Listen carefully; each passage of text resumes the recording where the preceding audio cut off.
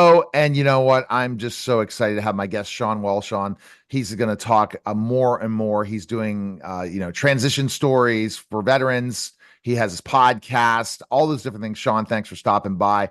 But you just had surgery, so we talked about people that we talked more about have dealing with those struggles 2 weeks ago after your surgery. But now we're going to talk about recovery. That's not an easy thing for anyone to recover, right, Sean?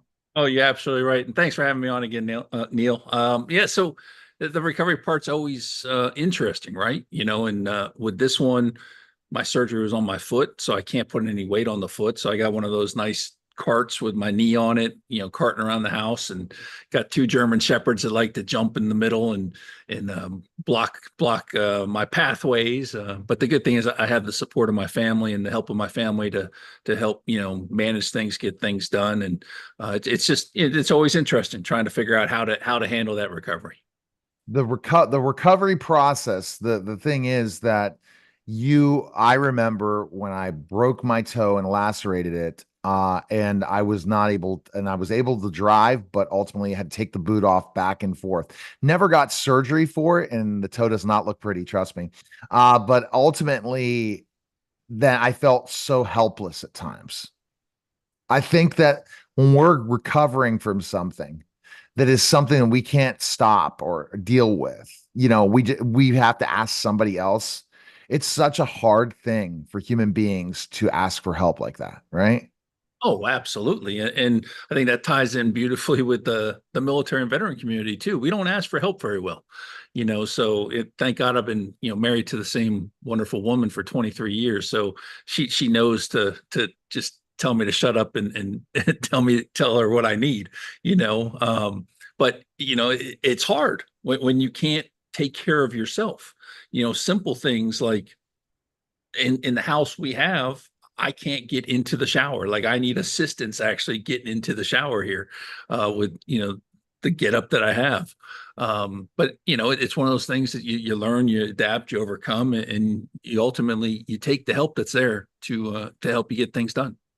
And you definitely do, because what happens in the process is that if you don't ask for help, you go through those different things. So what types of things in your recovery are kind of humbling for you to teach people, hey, we sometimes have to humble ourselves, especially when we're injured or recovering from, even if it's COVID or something, it's something like that. So it can be little things, like just getting a glass of water. I'm 6'6". I'm a tall guy too, so I got Oh, this little wow. Okay. little scooter, so I'm already top heavy on the scooter. So trying to carry maybe a cup and the scooter at the same time doesn't work very well. So I'm always asking somebody to bring me something to drink or bring me the meal, at mealtime. And, so it's little things like that that you just you don't really think about before you have the surgery. And once you realize that you need help and, you just need to be open to that and understand that there are loving people in the world that are going to help you, and it's so important to be willing to accept that help, especially when you need it.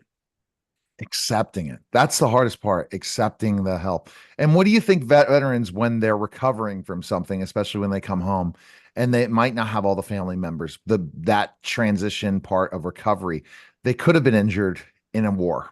They could have been injured on the job, and they come home and they have to ask for that. That's probably a stories that you want to tell Oh, with your foundation, right?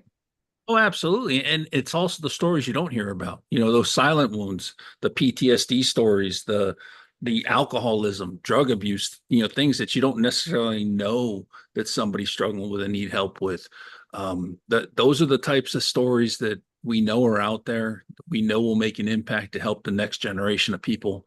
So we're looking to really capture all these stories, and some are going to be painful. But some are also going to have a very great ending that are going to help some people take that next step and move forward.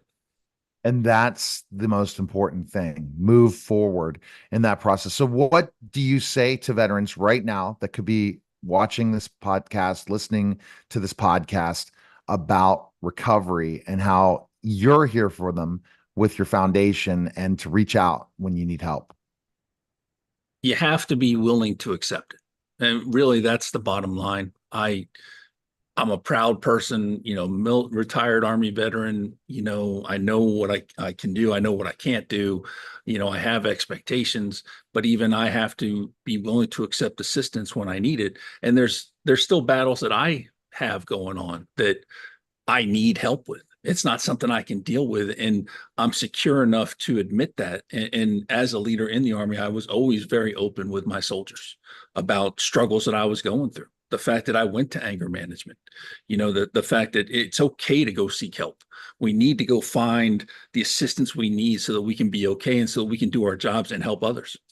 Oh, that's important. And to admit it, that must have been hard to go to anger management when you were in the arm, when the military. That has to be challenging to say, hey, I have anger issues and defining those, because I think we're taught, even though me as a professional wrestler was in the fake world, that I can't be as angry as I got acting in the ring with human beings. Same thing for you.